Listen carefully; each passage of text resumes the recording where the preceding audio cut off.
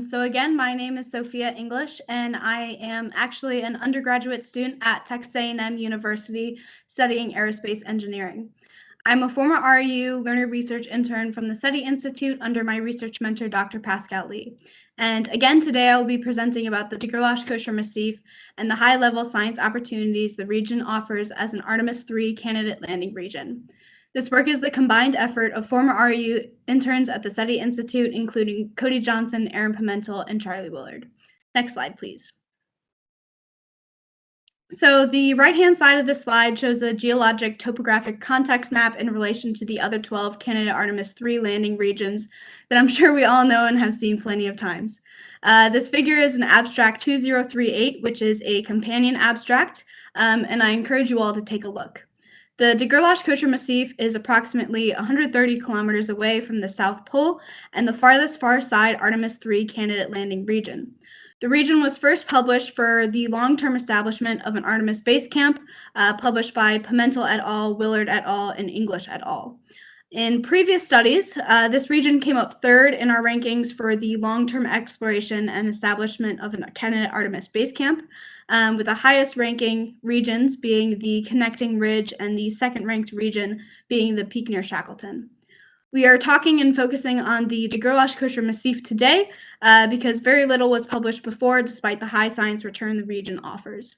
The second point I need to address is that we are acknowledging the fact that the Gerlache-Kocher Massif may not be the best candidate landing region due to the fact that it ranked third in our studies. However, we are highlighting the necessary and primary science opportunities the region enables that is necessary. And the last thing to mention on this slide is that the Gerlache-Kocher Massif is in proximity to a science quote-unquote holy grail, which is the South Pole Aitken Basin pyroxene-bearing zone, and it is located within the heterogeneous annulus of the South Pole Aitken Basin. Next slide, please. So this figure on the right-hand side shows a closer look at the Gerlache-Kocher Massif in relation to the South Pole Aitken Basin transition boundary.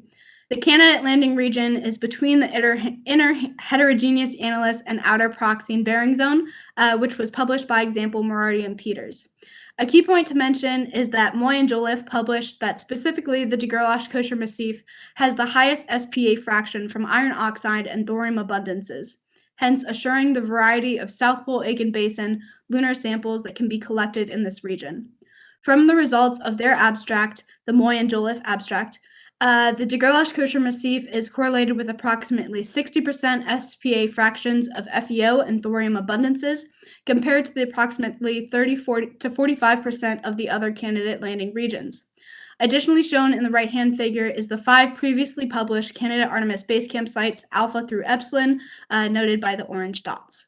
Next slide, please. So these figures are additional context maps of the Massif to showcase the engineering and science operational constraints of the region. The left-hand figure shows slopes less than or equal to 5 degrees in pink. The middle adds the constraint of solar illumination greater than 50%, which thus focuses on areas that are on flat terrain and also illuminated more than 50% of the time by the sun, which is highlighted in green. And lastly, the right-hand side figure shows a direct-to-Earth or DTE visibility map, which highlights areas that are greater than 50% Earth visible in blue and 0% Earth visible in red. Next slide, please. So the figure on the right-hand side shows H2O terrain classifications in and around the Massif. This classification system was initially published by Moy and Lee in 2021 to classify the different types of hydrogen detections. The H2O terrain classes answer whether or not hydrogen was detected from orbit, if the terrain is inside or outside of a PSR, and whether or not the shallow water is ice stable. This classification system investigates and guides the distribution of hydrogen, OH, and water distribution and evolution. This Massif gives access up to 4 classes, both within and outside of PSRs. The 4 classes include classes 1 and 5, which are located within a PSR, and classes 3 and 4 outside of a PSR. Next slide, please. So this figure on the right-hand side is a somewhat busy map, I apologize, but it highlights the standout signs along the ridge of the Artemis 3 operational and engineering constraints of a 6-day on-foot-only mission. The GKM Ridge is an area within the candidate landing region that enables the most promising candidate landing sites, given the operational constraints. The figure highlights areas that are less than or equal to 5 degrees in slope, average solar illumination greater than 50%, and average DTE visibility greater than 50%. Along the ridge assures the diverse sampling of South Pole Aitken Basin materials. And lastly, within the candidate landing region is PSR 133, which is an identified water ice bearing PSR identified by Lemlin et al. And PSR 133 is a relatively small yet manageable water ice bearing PSR.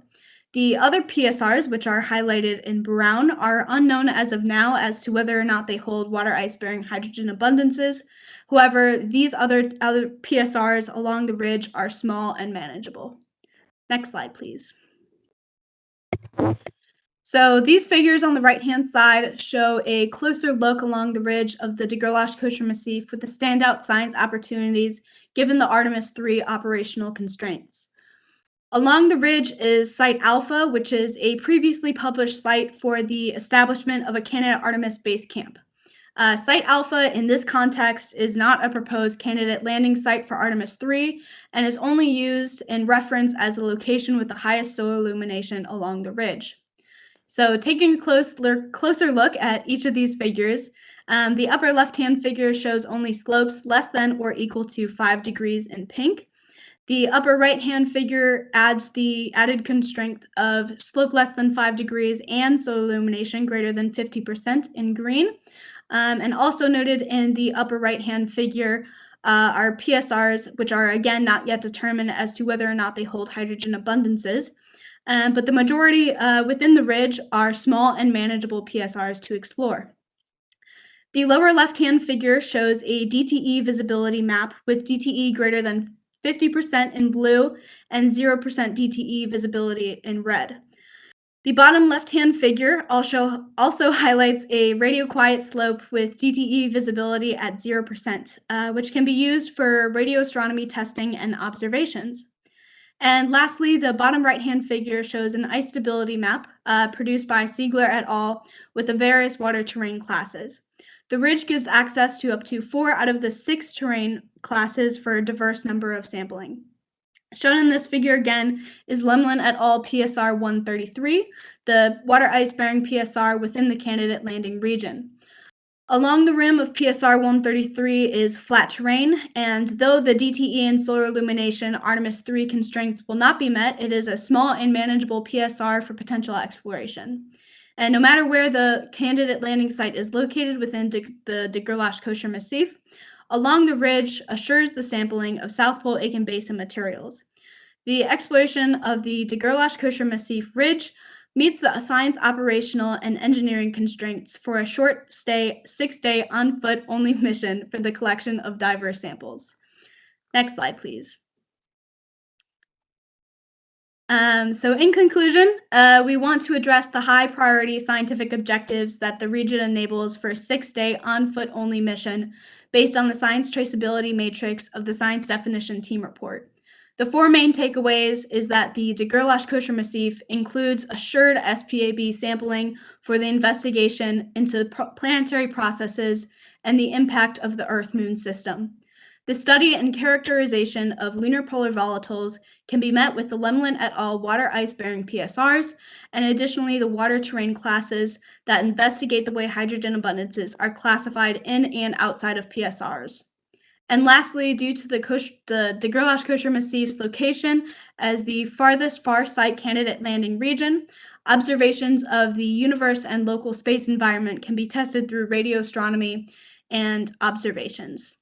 I want to thank you all for listening to my talk. I'm going to end a little bit early and give special thanks to the National Science Foundation for funding this research and the SETI Institute for the RU program.